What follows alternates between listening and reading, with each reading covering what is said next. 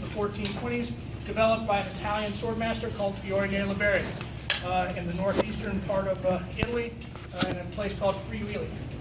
So with me I have Steve, Darren, and Jack. They're all kitted out. What we're going to show you guys today is historically accurate techniques of fighting in plate armor. The three weapons we're going to show you are the footman's spear, or what the Italians call the lanza.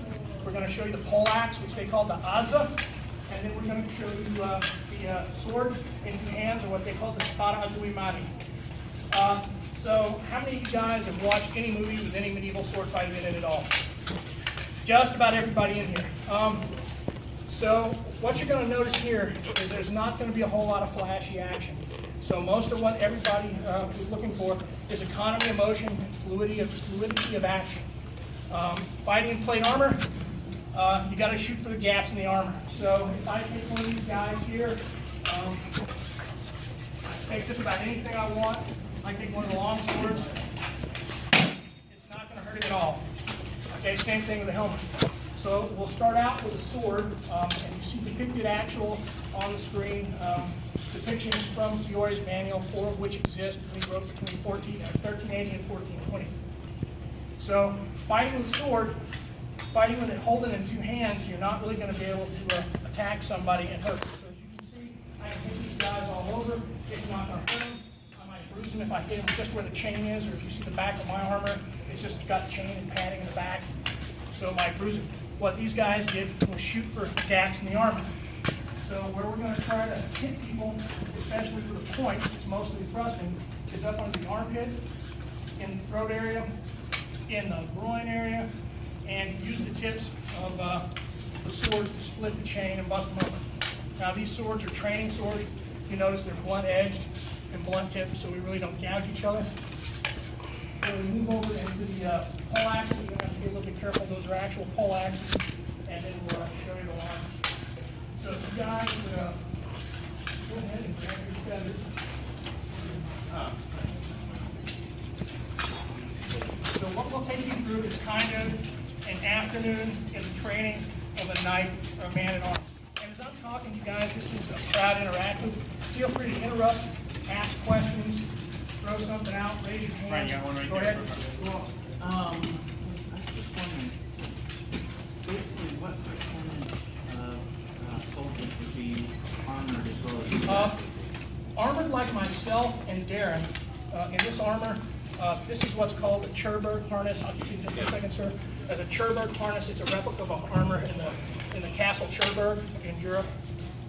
So mine's about 13. He is about 13.8. The early force. So very few guys are going to be armored like this because it's fairly expensive. Now, I mean, not all guys will be high noblemen. Certainly, any noble out on the battlefield will be wearing this. But you have a lot of knights and senior sergeants, man at arms. They would eventually be full plated out. You find a lot of guys that when you called out a feudal array, or when guys like in 100 Years' War hired on to fight for the English or the French kings, which didn't have standing armies at that time.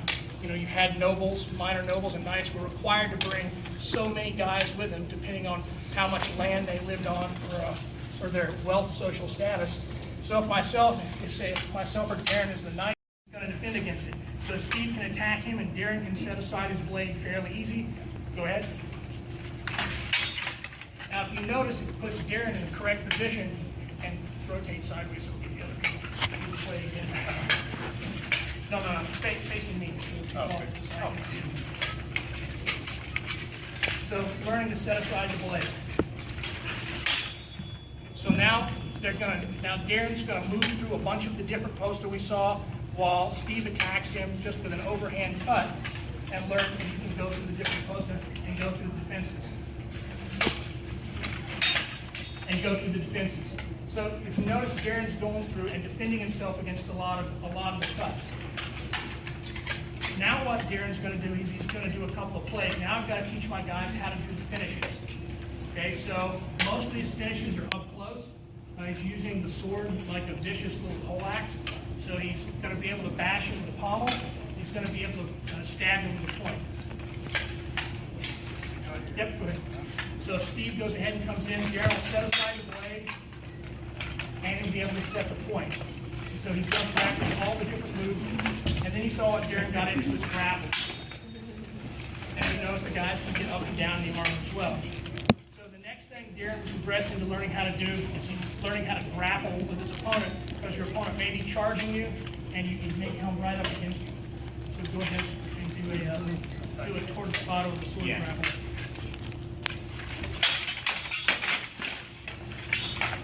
Now, you guys notice they're without their helmets. If they put their helmets on, they're going to have gaps in the arm. They're going to have the gap where the bottom of the helmet comes up to the shoulders. There's a small gap there that's only covered by chainmail and some padding. So again, you notice he's trying to set his point there. Now, what does Darren do if someone comes against him and he's half swording too, which is probably the proper technique to use someone in armor? So then they're going to look for leverage on how to get over or under the other guy's sword, and they're going to do some grappling to put the guy's sword aside. So Steve will attack Darren, and Darren will finish him off with a leverage play or grapple.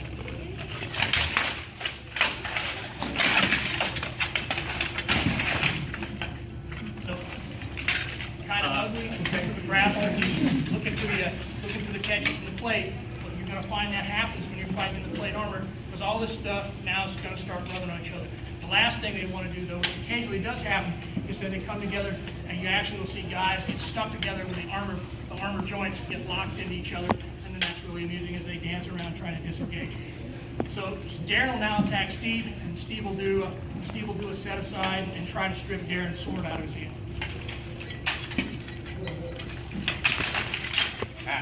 And he got hung in his armor. So that's the way the technique works. He sets it aside, rips it out of his hand. I'll give you a second shot. Apparently Steve needs some additional training. He's one of my problem recruits. Go ahead. Now he's going to rip it aside. He's knocked out of his hand. He's got the opportunity. Now, if Darren doesn't fight with a faceplate on, and you can see one of the other helmets over there, if you hold that up, okay? A lot of times when knights would dismount, there's pins. You can see the hinges on the side. You can see the hinges on the side. Quick releases for the faceplates are. So if they pop the faceplate off, so they can see what their opponents are doing better, and so they can breathe better. But you're going to get pretty winded when you're fighting in armor. So that's why the pommel strike to the face works. But it also works when you're not wearing armor. Or excuse me, it also works when you're wearing your faceplate, because what it does is it disconcerts your opponent, hits him in the face, knocks the head back, and it gives you an opportunity to take a timing measure on him and set your point. So, and they just kind of spring back. Any other questions?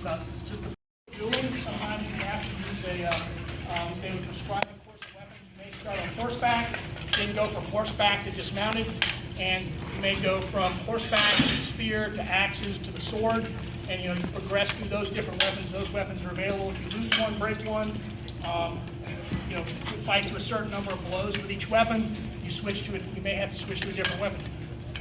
On a field of combat, you may the knights and there and try to stab. Darren's in Post de Donna. Jack is in Post de Breva, which is just kind of basically where you see anybody use a spear as they're thrusting in at somebody.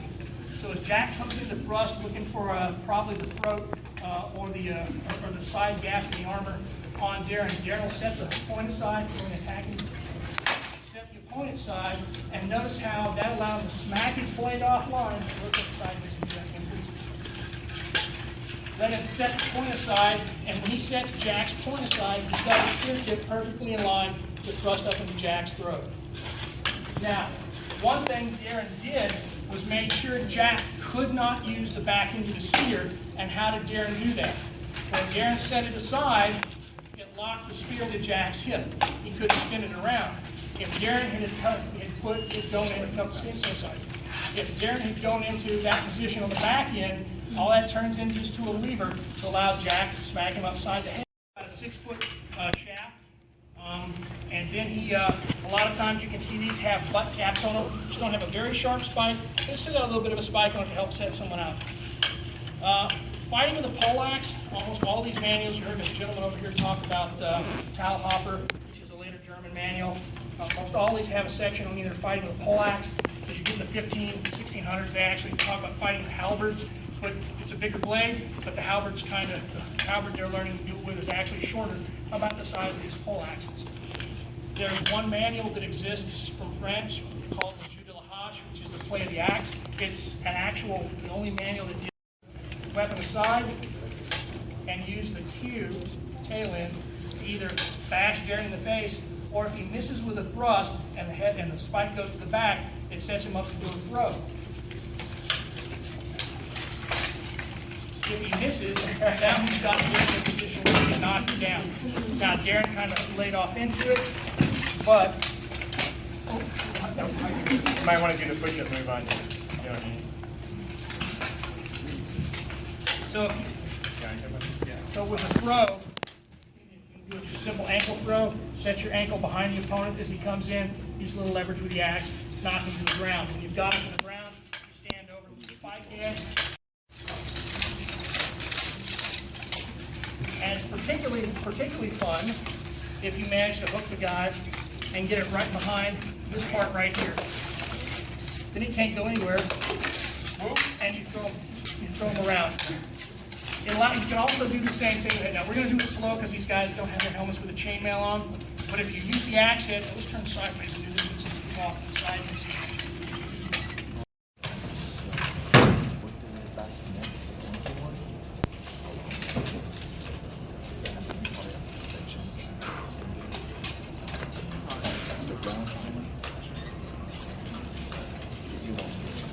Right. So there's. Oh yeah.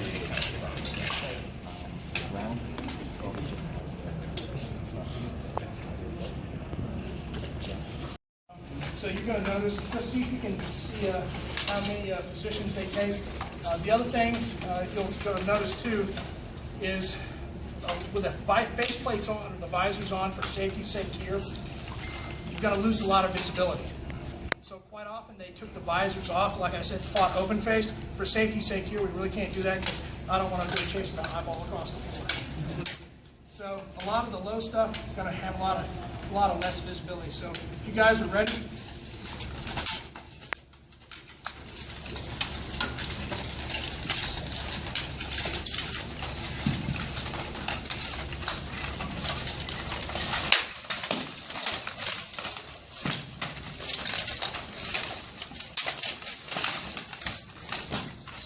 And what you see there, actually don't happen is a close fight of the grass. Here, you lost your front spikes. Oh, yep. I don't even know what we're thinking. Guys got another one in? Want to go another pass? We're going to do best 2 out of 3. Okay, we're going to do another one.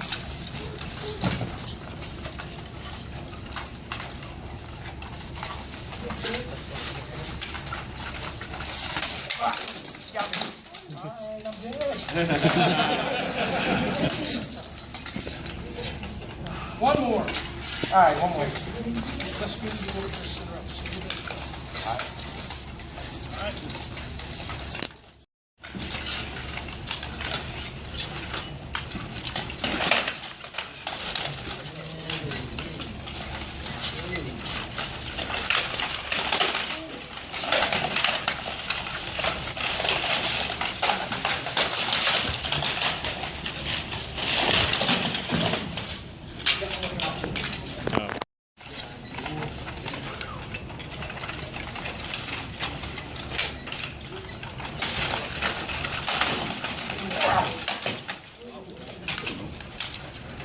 All right, that's 2 out of 3.